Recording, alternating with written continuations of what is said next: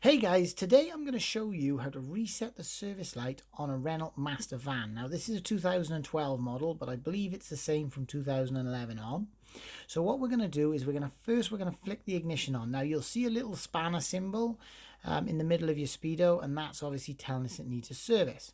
So once it's on, we're going to locate the two buttons on the wiper stalk on the right hand side. So as you can see here, basically just up and down, guys, quite simple. I only really use the down button. So what I'm going to do now is I'm going to scroll down through the menu.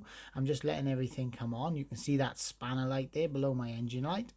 And I'm going to press it until it comes down to the service due message on the dash. So obviously oil level's correct, there's service due. Now obviously I've gone past it now, but I'm just going to cycle it around until it comes back to it.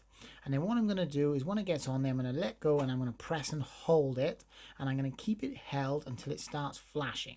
Now it only takes a second or two, and then it'll go to this, and then the next thing you know, it'll stop flashing, and that's our service interval reset. Now I don't know why it's an odd number, but it just is, guys. So that's basically it. So thanks for watching, guys, and hope it helps.